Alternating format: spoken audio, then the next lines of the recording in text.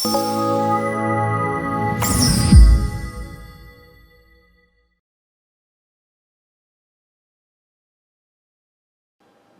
గారు ఈ రోజున నేను అమ్మ ఒడి ఇస్తున్నా, లేదా వీళ్ళకి నా 18,000 ఇస్తున్నా, వాళ్ళకి అది ఇస్తున్నా అని చెప్పి ఇన్ని చెప్తున్నారు.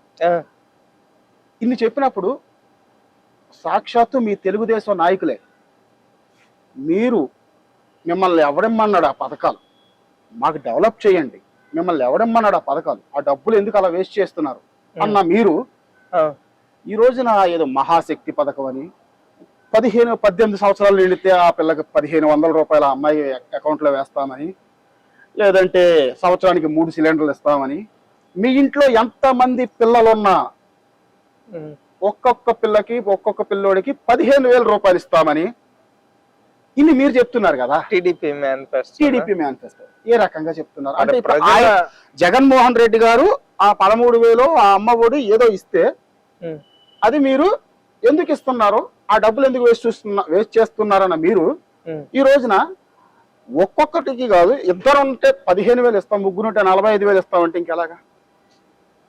కాదండి, ఇప్పుడు ఫస్ట్ జగన్మోహన్ రెడ్డి చేసిన దాని గురించి చెప్పమంటారా, రేపు టీడీపీ అధికారంలోకి వస్తే ఇవ్వబోయే దాని గురించి చెప్పమంటారా? చెప్పండి. నేను మీ తెలుగుదేశం పార్టీ గురించి అడుగుతున్నానండి. పార్టీ గురించి మరి ఈయన చెప్పిన వాటి గురించి ఇప్పుడు ఏమవుతుంది?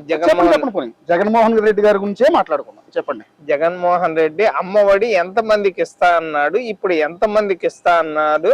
15,000 అని చెప్పావు, అందులో 2,000 కట్ చేసి 13,000 ఇస్తున్నాడు. అంటే అమ్మఒడి లేకుండా పిల్లలు చదువుకోలేదా? చదువుకున్నారు. అంటే చదువు 23 ఏళ్ళు 24 ఏళ్ళు వచ్చిన వ్యక్తికి ఒక జాబ్ చూపించమంటే ఏ సంవత్సరం నువ్వు జాబ్ క్యాలెండర్ ఇవ్వకుండా, నిరుద్యోగులకు ఉద్యోగాలు ఇవ్వకుండా, నువ్వు తల్లికి పింఛన్ ఇస్తాను అని చెప్పి, రిజిస్ట్రేషన్ లేవు అని చెప్పి, ఒరిజినల్ డాక్యుమెంట్స్ మా దగ్గరే పెట్టండి అని చెప్పి పాసు పుస్తకాల మీద నీ బొమ్మ వేసుకుంటుంటే రాష్ట్రాన్ని ఏం చేద్దామని? మీరు ఒరిజినల్ డాక్యుమెంట్స్ నా దగ్గర పెట్టండి అన్న మాట వాస్తవంగా జరుగుతుంది? అది లేదు కదా. నార్మల్ పాస్ పుస్తకాల మీద జగన్మోహన్ రెడ్డి బొమ్మ ఉన్నమాట. పాస్ పుస్తకాల మీద ఇంత ముందు ఎప్పుడైనా ఉందా? మా పాస్ పుస్తకాల మీద నీ బొమ్మ ఉండేది ఏంది? ఆ దరిద్రం ఎందుకని? అంటే ఆయన పాపం ఏమనుకున్నారో, నా అధికారంలో ఉన్నప్పుడు నా ప్రజలు ఒక పొలమో ఏదో కొనుక్కున్నారు, నా అధికారం ఉన్నప్పుడు కొనుక్కున్నాడు కాబట్టి అతనికి జీవితాంతం గుర్తుండాలని ఒకవేళ ఆయన మనసులో మాట ఏమో. ఇప్పుడు మా బిడ్డ అంటున్నావు. అదే మీ బిడ్డ అంటున్నా కదా. ఆ పొలం నీదే, మా బిడ్డ అన్నావు కదా, ఆ పొలం ఇంకా నీదేమోనని మా తెలియదులే. సొంత చెల్లేమో, జగన్మోహన్ రెడ్డి గారిని కలిసినప్పుడు ఖచ్చితంగా అడుగుతాను. అది